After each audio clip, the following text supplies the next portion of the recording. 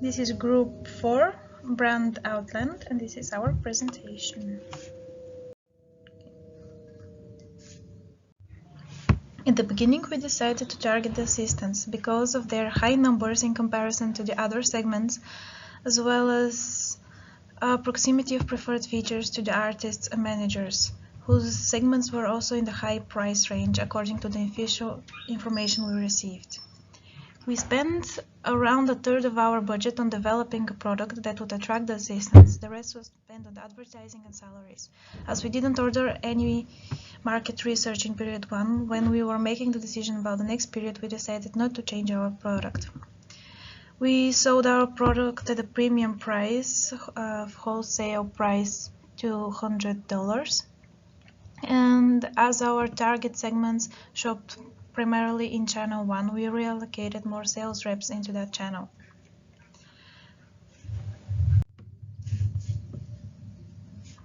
With this product at this price, we had initial success until period 2. On this chart, you can see the overall development of our firm's net contribution. We can separate it into two clear segments: the rise, which is periods 1 till 2, and the fall, periods 3 till 5. In the next slides, we'll discuss in more detail what caused our loss of profits after the second period. The numbers of units sold are not proportionate to the change in profit, as we changed our product's features and wholesale price after period 2 and continued changing them throughout the next periods. This led to the highest number of sales in period 5, while we had our lowest point in profit. Yes, here we'll go into more detail what caused our decreasing profit in periods 3 until 5. In period 1 and 2, we had the highest sales in retail. However, when we were planning period 3, we had enough information about our target segment's preferences. And as we were suitable enough and had success so far, we continued with the same product and lowered our prices marginally in order to attract more customers. However, we failed to consider our competition carefully enough, and as they released their products at a substantially lower price, even though they were not suitable as ours, this caused them to attract more customers than us and caused us loss in shares of all segments, as well as loss of revenue. The main competitors, as you can see, are Roar and HMO, which lead us in every period after the second one. We responded to this by investing in direct marketing and changing our product and price throughout periods 4 and 5, which still wasn't enough to catch up with our biggest competitors, Roar and HMO, as they were more flexible and adapted to the changing environment by reducing their prices and producing more suitable products than ours. Another trend we noticed is that even though we had initially targeted assistants, more managers than assistants were buying our products, as they were less price sensitive. As we continued to lose market shares of assistants, even though their total number kept growing, we decided to adjust our product. According to the marketing reports, we figured it would be more cost efficient to move on to the market segment, so after period 3 we targeted them. This table doesn't offer a complete overview of how the segments developed, as we did not order reports in the first and the last period.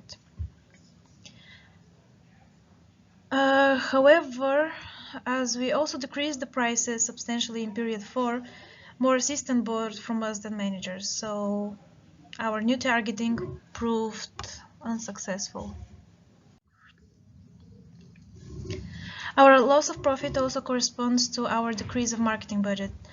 Advertising is not everything, as we can see from HMO, who after reaching peak advertising expenditures in period 3, which helped them to overcome our retail sales.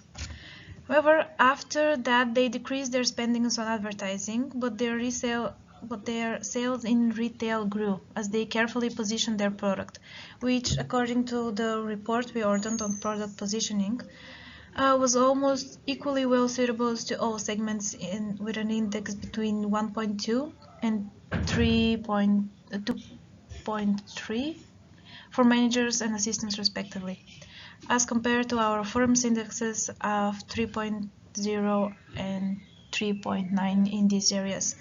They could afford to decrease their marketing expenditures and still retain their high shares of the segments.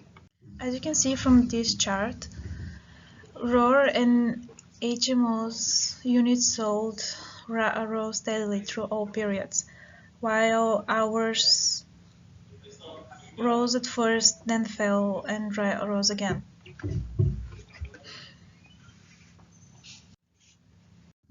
In conclusion, our firm's responses to the changes in customers' preferences and competition were inflexible.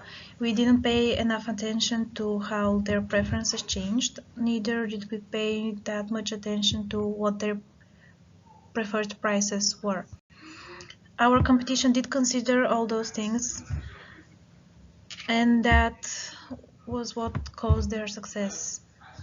Furthermore, we invested a lot of money in hiring sales representatives, even after increasing their numbers didn't increase our sales enough. In the end, we also figured out that advertising is not everything. It's not enough to compensate for unsuitable products, and it's not enough to fight against the competition.